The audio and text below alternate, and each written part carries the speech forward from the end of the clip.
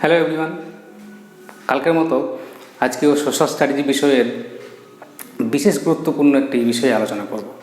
কালকে আমরা আলোচনা করেছিলাম লোকসভা এবং রাজ্যসভার যে মূল পার্থক্যগুলো সেগুলো।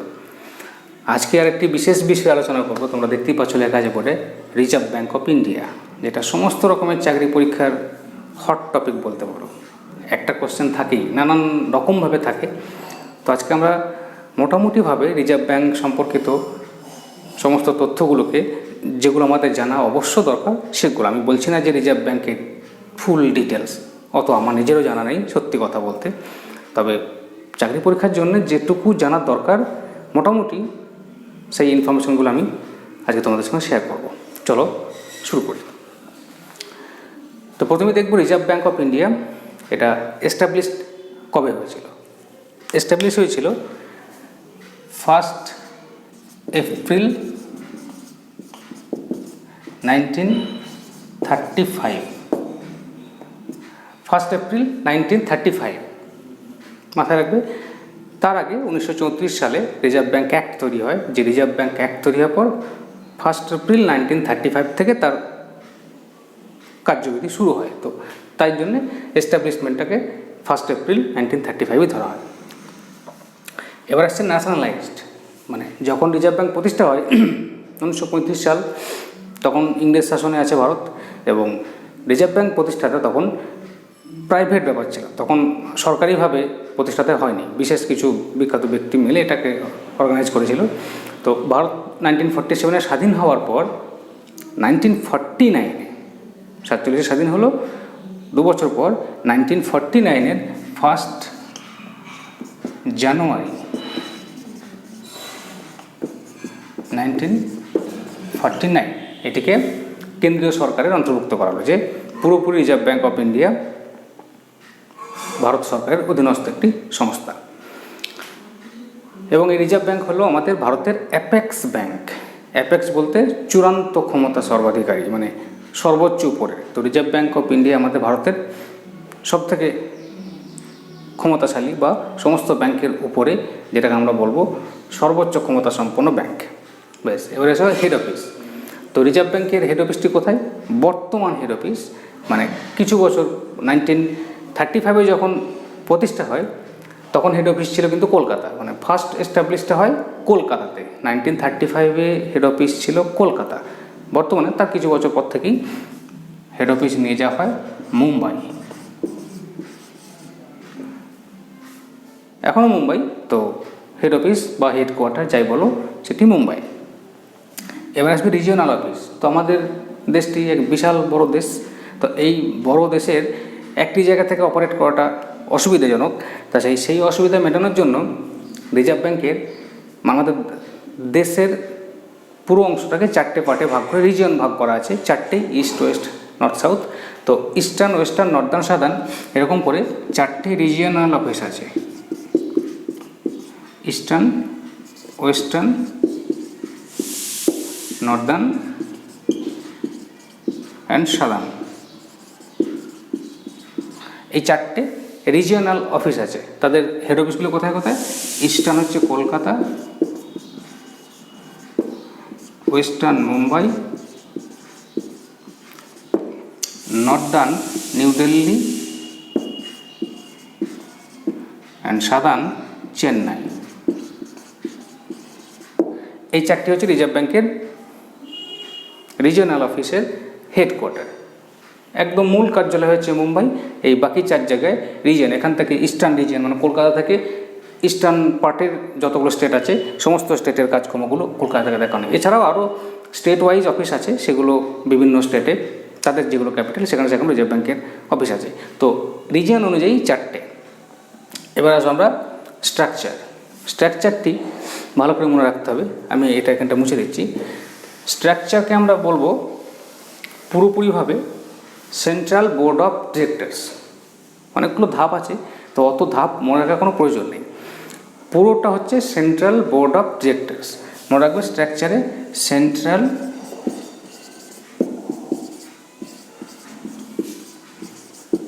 বোর্ড অফ ডিরেক্টরস, এটি হচ্ছে মূল পরিচালক বডি, যেটা পুরো রিজার্ভ ব্যাঙ্কে নিয়ন্ত্রণ করছে এই সেন্ট্রাল বোর্ড অফ ডিরেক্টরস। ওই সেন্ট্রাল বোর্ড অফ ডিরেক্টরসের গঠনটা কেমন? টোটাল মেম্বার থাকবে 21। এটা মাথায় রাখবে। টোটাল বলতে এটা সর্বোচ্চ, সবসময় যে থাকতেই হবে এমন না, 21 জন থাকতে পারে। এবার 21 জন কারা কারা সেই বিষয়ে বলছি। দেখো, এটা একটা মুছে রেখে এখন প্রথমেই থাকবে গভর্নর।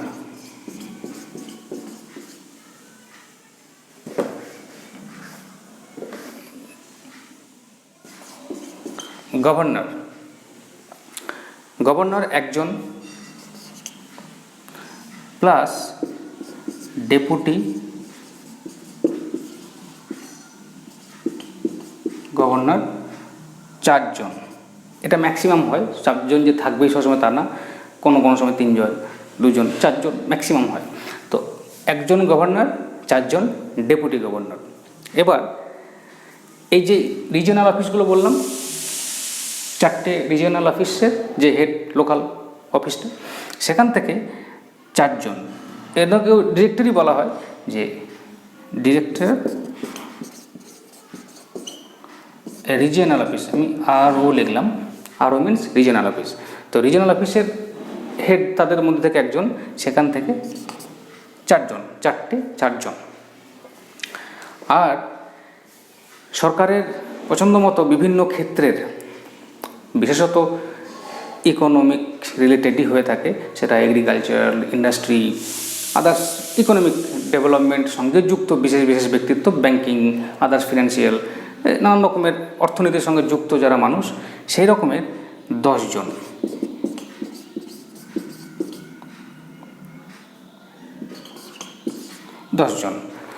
কজন পেলাম? একজন গভর্নর, 4 জন ডেপুটি গভর্নর, 4 জন ডিরেক্টর ফ্রম রিজিওনাল অফিস। এটা মাথায় রাখতে হবে, 4 জন রিজিওনাল অফিসের ডিরেক্টরের মধ্যে তারা থাকবে। 10 জন ডিরেক্টর, তারা বিভিন্ন ক্ষেত্রের বিশিষ্ট ব্যক্তি হবে। তাহলে কজন হচ্ছে? 4, 14, 18, 19। আর 2 জন হচ্ছে গভর্নমেন্ট অফিসিয়াল।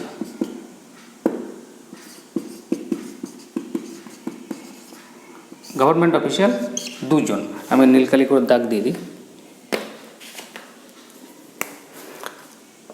গভর্নর 1 জন, ডেপুটি গভর্নর 4 জন, ডিরেক্টর ফ্রম রিজিওনাল অফিস 4 জন, director from various sectors, nomination হয় গভর্নমেন্ট অফ ইন্ডিয়ার দ্বারা, 10 জন।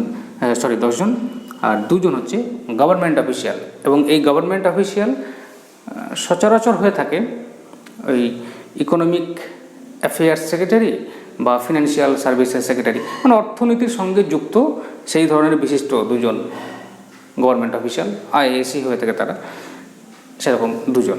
তাহলে টোটাল হচ্ছে 5, 9, 19, 21। এটাই হচ্ছে রিজার্ভ ব্যাংকের স্ট্রাকচার, পরিচালনা সমিতির গঠন।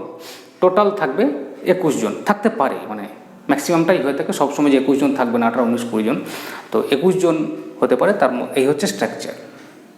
বর্তমান গভর্নরের নাম সবাই জানো, মিস্টার শক্তিকান্ত দাস। এছাড়াও ডেপুটি গভর্নর আছেন, বাকি টোটাল বডি আছে। এবার খেয়াল রাখতে হবে, এই যে ডিরেক্টর, এই ডিরেক্টরদের টার্ম হচ্ছে 4 বছর। এদেরকে নিয়োগ করা হয় 4 বছরের জন্য।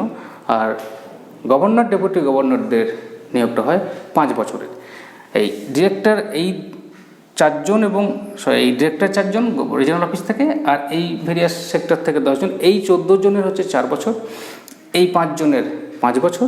আর গভর্নমেন্ট অফিসিয়াল যে 2 জন, তারা তো সরকারি চাকরিজীবী, তো তাদের গভর্নমেন্টের পছন্দ অনুযায়ী কোনো নির্দিষ্ট টার্ম নেই যে 4 বছর 5 বছর, তা না। ও তাদের পছন্দ মতো গভর্নমেন্টের অনুযায়ী 5-6 বছর হতে পারে, কমও হতে পারে, কাজের উপর নির্ভর করবে। তো এই গেল স্ট্রাকচার। এবার আসবে ফাংশন, যেটা আমাদের জানা সব থেকে বেশি জরুরি। চলো দেখি।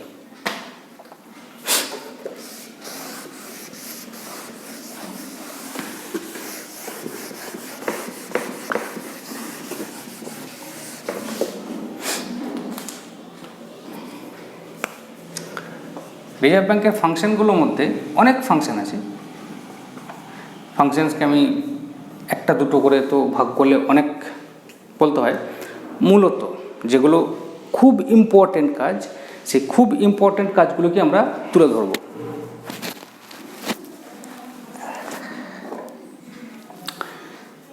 প্রথম এবং প্রধান কাজ হচ্ছে ইস্যু অফ ব্যাংক নোটস।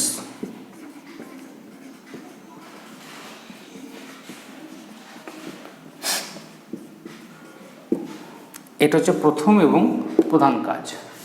ভারতে কারেন্সি নোট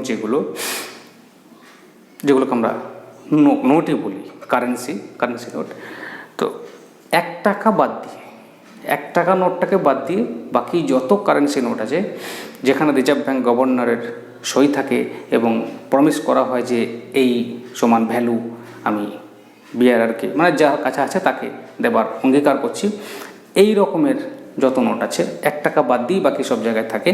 তো 1 টাকা নোট বাদ দিয়ে পরীক্ষায় অনেক সময় প্রশ্ন পড়ে যে রিজার্ভ ব্যাঙ্ক কত টাকার নোট ছাপায় না, সেটি হচ্ছে 1 টাকা। 1 টাকার নোট ছাপায় না, কেন ছাপায় না তার বিরাট বিশ্লেষণ আছে।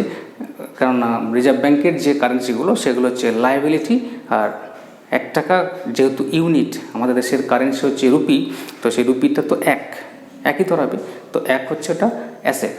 তো ধরো আমার কাছে একটা 10 টাকার নোট আছে, আমি 10 টাকা নোটে রিজার্ভ ব্যাঙ্ক আমাকে বলেছে 10 টাকা সমান ভ্যালু দেবো, তো দেখা গেলো নোটটি ছিঁড়ে গেছে কোনো প্রকারে, বা কেউ নিতে চাইছে না, তো রিজার্ভ ব্যাঙ্ক আমাকে দিয়েছে, আমি রিজার্ভ ব্যাঙ্কে গিয়ে বলছে আমাকে এটা ফেরত দিন। তো রিজার্ভ ব্যাঙ্ক আমাকে 10 টাকার পরিবর্তে কী দেবে? তো রিজার্ভ ব্যাঙ্কের কাছে একটা লায়াবিলিটি 10 টাকা, তো রিজার্ভ ব্যাঙ্ক তখন ওই 1 টাকার নোট বা কয়েন ওইগুলোকে দিয়ে তোমার সমান ভ্যালু মানে অ্যাসেট তোমাকে দিয়ে দেবে। তাই 1 টাকা নোট, কয়েন এগুলোকে বলা হয় অ্যাসেট। তাই কয়েন, 1 টাকা নোট এগুলো গভর্নমেন্ট অফ ইন্ডিয়ার দ্বারা, ফিনান্স মিনিস্ট্রির দ্বারা তৈরি করা হয় এবং সেখানে ফিনান্স মিনিস্টারের সেক্রেটারি সই থাকে 1 টাকা নোটে। তো 1 টাকা বাদ দিয়ে বাকি যত নোট আছে 500, 1000 সমস্ত সবই রিজার্ভ ব্যাঙ্ক অফ ইন্ডিয়ার দ্বারা ছাপানো হয়। তো ফার্স্ট কাজ হচ্ছে ইস্যু অফ ব্যাঙ্ক নোট সারা ভারত, এবং ওই যে বললাম 1 টাকা নোট বা কয়েন তৈরি তো করছে ওগুলো গভর্নমেন্ট অফ ইন্ডিয়া, কিন্তু সার্কুলেশনের জন্য দায়িত্ব কিন্তু রিজার্ভ ব্যাঙ্কের। রিজার্ভ ব্যাঙ্কের মাধ্যম দিয়েই সারা দেশে এই যে যাবতীয় রকমের ভ্যালু অফ আমাদের যে রুপি, সেটা পুরোটা সার্কুলেশন রিজার্ভ ব্যাঙ্কের দায়িত্বই হয়ে থাকে।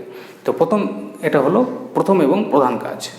দ্বিতীয় কাজ হচ্ছে banker to the government. Government বলে বলবো গভর্নমেন্টস, সেন্ট্রাল এবং স্টেট। তো ব্যাংকার টু দ্য গভর্নমেন্ট, কেন্দ্র সরকার এবং ভারতবর্ষে যত রাজ্য সরকারগুলো আছে সমস্ত রকম সরকারের ব্যাংকার হিসেবে রিজার্ভ ব্যাঙ্ক ভূমিকা পালন করে। এটা হচ্ছে দ্বিতীয় প্রধান কাজ। তৃতীয় প্রধান কাজ হচ্ছে banker to the banks.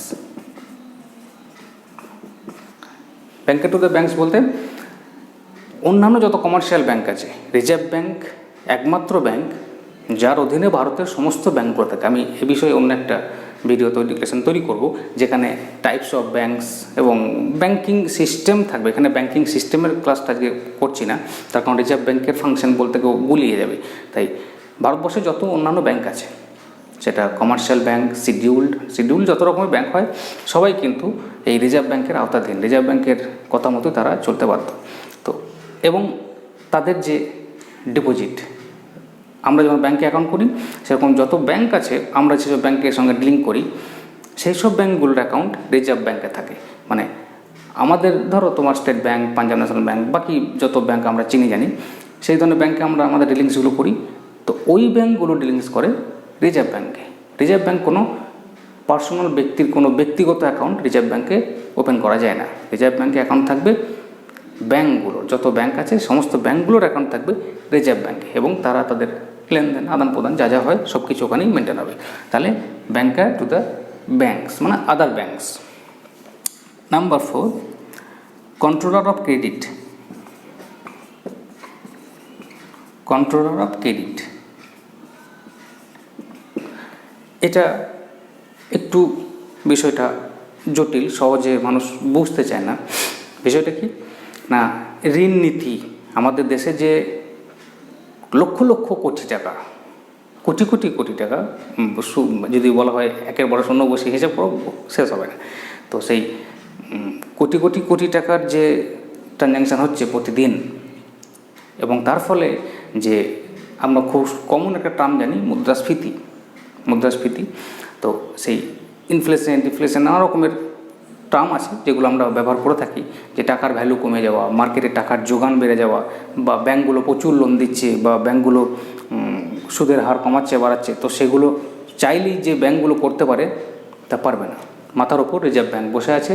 Reserve ব্যাঙ্কের গাইডলাইন মেনেই রিজার্ভ ব্যাঙ্ক প্রতি কোয়ার্টারলি একটা করে নীতি ঘোষণা করে তাদের মিটিংয়ে। তো সেই মিটিংয়ে তারা ঠিক করবে যে দেশের অর্থনীতিতে টাকার যোগান ইত্যাদি কেমন কী হবে, ব্যাঙ্কগুলো কত টাকা রিজার্ভ রাখতে পারবে, নানান রকমের টার্ম আছে, cash reserve ratio, repo rate, reverse repo. তো সেই ধরনের ইনস্ট্রুমেন্ট যেগুলোর দ্বারা টাকার যোগান কমানো যায় বা টাকার যে মূল্য হ্রাস বা বৃদ্ধি ইত্যাদিগুলোকে নিয়ন্ত্রণ করে, সেই বিষয়টা হচ্ছে কন্ট্রোলার অফ ক্রেডিট।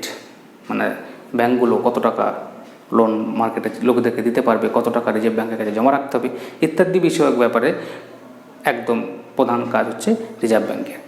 ঠিক আছে। Number 5, foreign reserve custodian. Sorry,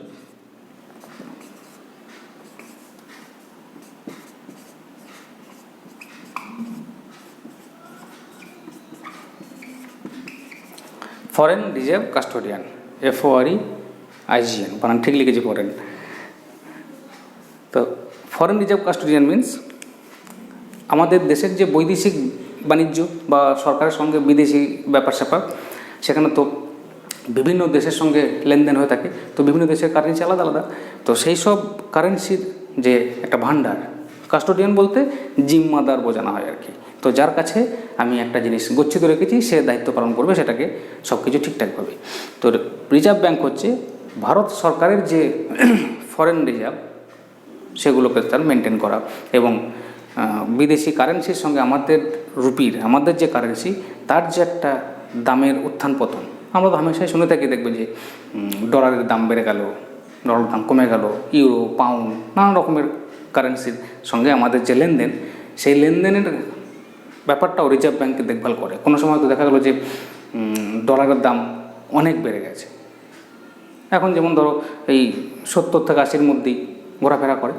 তো একটা সময় তার অত দাম ছিল না, আরও অনেক কম ছিল, আগামী দিনে কম বেশি চলতে থাকবে, এই মুহূর্তে কম বেশি চলছে, প্রতি মুহূর্তের ব্যাপার। তো রিজার্ভ ব্যাঙ্কের হাতে কিন্তু একটা ক্ষমতা আছে যে টাকার যে দাম, টাকার দামকে ডলারের সাপেক্ষে কম বেশি হলে পরে, যদি হয়তো অনেক ডলারের দাম বেড়ে যাচ্ছে, তখন রিজার্ভ ব্যাঙ্ক কিন্তু বিভিন্নভাবে তার ডলার কেনা বেচা ইত্যাদির মাধ্যমে আমাদের টাকাকে সামাল দেবে। আমাদের রুপি, যেটা টাকা আমাদের মুদ্রার নাম না, আমাদের নাম রুপি। তো আমাদের যে কারেন্সি তার সমস্ত ভ্যালু মেনটেন করা, বৈদেশিকভাবে মেনটেন করবে। এছাড়াও রিজার্ভ ব্যাঙ্কের আরও এই মোটামুটিভাবে 5টা হচ্ছে প্রধান কাজ। আরও যদি অনেকগুলো কাজ বলতে হয় তো নাম্বার 6 আসবে, আমি আর লিখছি না, ভালো করে শুনে নিও। IMF, ওয়ার্ল্ড ব্যাঙ্ক নাম শুনেছ তো? পৃথিবীর বিভিন্ন দেশের যে ব্যাঙ্ক লোন দিয়ে থাকে, মানে world bank, IMF, international monetary fund, নামগুলো শুনেছ তো? পৃথিবীর বিভিন্ন দেশকে তাদের ডেভেলপমেন্টের জন্য তারা অর্থনৈতিকভাবে সাহায্য করে। তো এই IMF এবং ওয়ার্ল্ড ব্যাঙ্কে ভারত সরকারের রিপ্রেজেন্টেটিভ হচ্ছে রিজার্ভ ব্যাঙ্ক। তো রিজার্ভ ব্যাঙ্ক ভারতের রিপ্রেজেন্টেশন করে ওই ধরনের আন্তর্জাতিক মুদ্রা ভাণ্ডারগুলোতে, অর্থনৈতিক সংস্থাগুলোতে। এছাড়াও বিভিন্ন নতুন ব্যাঙ্ক যখন ওপেন হবে, আমি হয়তো একটা ব্যাঙ্ক তৈরি করতে চাইছি, তো ব্যাঙ্ক তৈরি করবো বলি তো আর হয় না, বিভিন্ন ক্রাইটেরিয়া আছে, আমি হয়তো সেই ক্রাইটেরিয়া ফুলফিল করলাম। তো ক্রাইটেরিয়া ফুলফিল করার পর আমাকে পারমিশন কে দেবে? সেটি রিজার্ভ ব্যাঙ্ক দেবে। তো নতুন কোনো ব্যাঙ্ক তৈরি এবং প্রফেশন, ব্যাঙ্কগুলোকে নিয়ন্ত্রণ করা, ব্যাঙ্কগুলো তো যা খুশি তাই করতে পারে, তো সেগুলো না, রিজার্ভ ব্যাঙ্ক মাথার উপর বসে আছে। ভারতবর্ষে যত রকমের ব্যাঙ্ক আছে সমস্ত ব্যাঙ্কে সে নিয়ন্ত্রক হিসাবে, অ্যাপেক্স বডি হিসাবে মাথার উপর কাজ করছে। এছাড়াও আরও নানান ডেভেলপমেন্টের কাজ আছে, যে অর্থনৈতিকভাবে দেশকে এগিয়ে নিয়ে যাওয়া, নানান রকমের আরও অনেক ফাংশন আছে। তো পরীক্ষার জন্য খুব উপযোগী হচ্ছে এই 5টি মেন ফাংশন। ঠিক আছে, আজকের ক্লাস এটুকুই। আশা করি কালকের লোকসভা, রাজ্যসভার মতো আজকের এই ভিডিওটা তোমাদের খুব ভালো লাগবে এবং খুব ইনফরমেটিভ। তোমাদের কাছে বইয়ে তো অনেক থাকে পড়তে হয়, তার মধ্যে বাছাই করা বিশেষ কিছু ইনফরমেশন তুলে আমি আর কি লেসন তৈরি করলাম। আবার রাত্রে চেষ্টা করবো ইংরেজির একটা লেসন দিতে। তো আমি চেষ্টা করছি দুটো করি ভিডিও তৈরি করতে ডেলি, দিনের বেলায় সোশ্যাল স্টাডিজ এবং রাত্রে ইংলিশ কিছু একটা। তোমরা দেখতে থাকো, ভালো থেকো, থ্যাংক ইউ।